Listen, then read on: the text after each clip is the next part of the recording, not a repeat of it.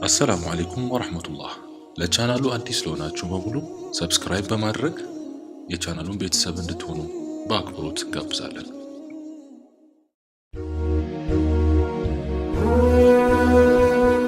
ከዕለታት አንድ ቀን ረሱል ዓለይሂ ሰላቱ ወሰላም ከሰሓቦች ጋር በድብቅ ሲሰግዱ የእሳቸው አጎት የሆነው አቡ ጣሊብ ብቅ አለባቸው።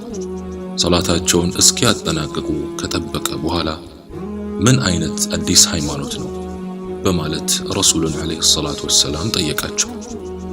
ረሱልም ሰለላሁ ዐለይሂ ወሰለም በመለሳለስ ካስረዱት በኋላ ወደ ኢስላም ጥሪ አደረጉለት።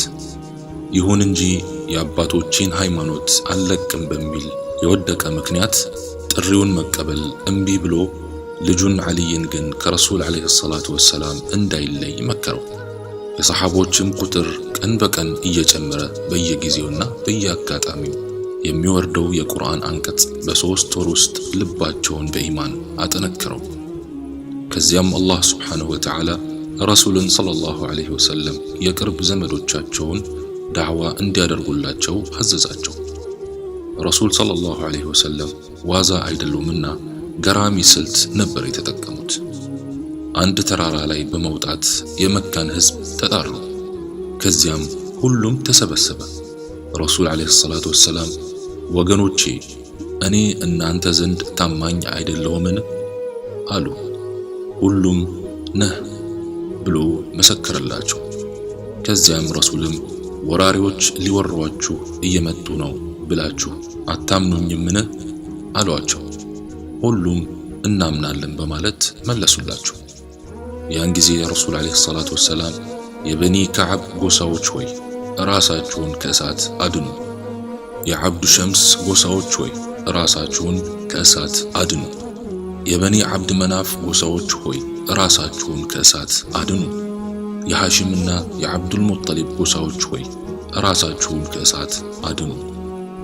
አንቺ ልጄ ፋጢማ ሆይ ነፍስሽን ከእሳት አድኚ፣ እኔ ለማናችሁም አላህ ዘንድ ልጠቅማችሁ አልችልም፣ ዝምድናውን እንኳን እዚህ ብቻ ነው የምቀጥለው በማለት ተጣሩ። ይህ ንግግር በቁረይሽ ወራዳዎች ላይ እንደ መብረቅ ነበረ ያስበረገጋቸው። የረሱልንም ጥሪ ምላሹን ፌዝና ማላገጥ አደረጉባቸው። ይሁን እንጂ ረሱል ዓለይሂ ሰላቱ ወሰላም ጥሪያቸውንና ጣዖት ማውገዛቸውን አላቆሙም ነበር። ይህ ያሳሰባቸው የቁረይሽ ባላባቶች የረሱል ዓለይሂ ሰላቱ ወሰላም አጎት ወደ ሆነው አቡ ጣሊብ ዘንድ በመሄድ አባ ጣሊብ ሆይ ይህ የወንድምህ ልጅ አማልክቶቻችንን እየሰደበ ነው፣ ሃይማኖታችንን እያንቋሸሸ ነው፣ ህልማችንን እያመከነ ነው፣ ቀደምት አባቶቻችንን ጥመት ላይ ነበሩ እያለ ነው። ስለዚህ አስቁምልን፣ አይ የምትል ከሆነ ለኛ ተውልን አሉ። አቡ ጣሊብም አረጋግተዋቸው መለሳቸው። ረሱል ዓለይሂ ሰላቱ ወሰላም ግን ዳዕዋቸውን አጧጡፈው ተያይዘውታል። ቁረይሾቹ ይሄ ጉዳይ ምንም አላማራቸውም ነበርና ዳግም አቡ ጣሊብ ዘንድ በመሄድ አባ ጣሊብ ሆይ የወንድምህን ልጅ አስቁምልን ብንልህ ዝም አልከን። እኛ አባቶቻችን ጥመት ላይ ነበሩ ሲባልና አማልክቶቻችንን ሲሰደቡ ማየት አልቻለም። አባ ጣሊብ ሆይ አንተ እኛ ዘንድ የተከበርክና በዕድሜም የገፋህ ነህ፣ አክብረናሃል። አሁን ግን ወይ ሙሐመድን አስቁምልን ወይ ደም እንፋሰስና ወይ እናንተ ወይ እኛ እናልካታለን አሉ። ይህን ጊዜ አቡ ጣሊብ ረሱልን ዓለይሂ ሰላቱ ወሰላም አስጠራቸውና የወንድሜ ልጅ ሆይ ቁረይሾች መጥተው እንዲህ ብለው ዝተው ሄደዋል። ልጄ ተዋቸው እንጂ በደከመ ዕድሜ የማልቋቋመውን አታሸክመኝ፣ አማልክቶቻቸውንም አትንካባቸው፣ የሚጠሉትንም ላኢላሃ ኢላላህ ንግግር አትናገር በማለት መከራቸው። ረሱልም ዓለይሂ ሰላቱ ወሰላም ወላሂ ነው እምልህ አጎቴ፣ ፀሐይን በአንድ እጄ ጨረቃን በአንድ እጄ ቢያስጨብጡኝ ይህን ጉዳይ አልተውም። ወይ አላህ ጉዳዩን ያስፋፋልኛል ወይ እነሱ እኔን ይገድሉኛል አሉት። አቡ ጣሊብም እንደፈለግሁን የፈለከውንም ስራ፣ ወላሂ እኔ አንተን ለማንም አሳልፌ አልሰጠህም አላቸው።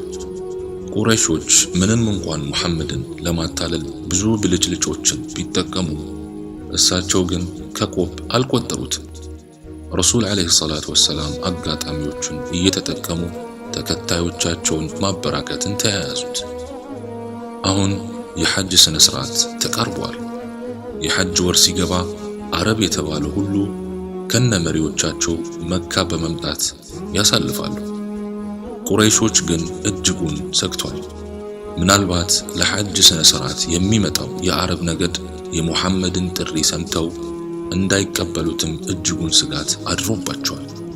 ከዚያም ለሐጅ የሚመጡ አረብ ነገዶች የሙሐመድን ጥሪ እንዳይሰሙ ምን ማድረግ አለብን በማለት በዕድሜ ከሚበልጣቸው ከወሊድ ኢብኑ አልሙጊራ ዘንድ ተሰባሰቡ። ግማሹ ሙሐመድ ጠንቋይ ስለሆነ ወሬውን እንዳትሰሙ ብለን ስሙን እናጥፋ ሲሉ ጊዜ ወሊድ እረሱ እንደ ጠንቋይ እኮ አይደለም፣ ጠንቋይ ሲያዜምም ሲያጉረመርምም ተመልክትን የለ እንዴ በማለት ሌላ ሐሳብ እንዲያመጡ ጠየቀ። እነሱም በቃ ሙሐመድ እብድ ነው እንዳትሰሙት እንበል ተባባሉ። ወሊድም አረ ይሄም አያስኬድም፣ እብድ ምን አይነት እንደሆነ አይተን የለ እንዴ አላቸው። እነሱም በቃ ሙሐመድ ገጣሚ ነው እንዳትሰሙት እንበል ተባባሉ። ወሊድም ስለ ግጥምና ስለ ገጣሚ የማያውቅ አለ እንዴ? ሙሐመድ የሚናገረው እኮ ግጥም አይደለም አላቸው። እነሱም እሺ ድግምተኛ ነው እንበል አሉት። ወሊድም ስለ ድግምትስ ማን የማያውቅ አለና ነው ድግምተኛ የምትሉት አላቸው። እነሱም እሺ ምን ብለን ነው በአረብ ነገዶች ዘንድ ስሙን የምናጠፋው ብለው ሲጠይቁት ወሊድም ይህን የጠቀሳችሁትን ሁሉ ብታወሩ ማንም ሊያምንላችሁ አይችልም፣ ትንሽ ያምኑላችኋል ብዬ የምገምተው እኛን እንደ ከፋፈልን ሁላ ባል ከሚስት ወላጅን ከልጅ የሚከፋፍል ደጋሚ ነው እንላለን ብሎ ሲነግራቸው በሱ ተስማሙ።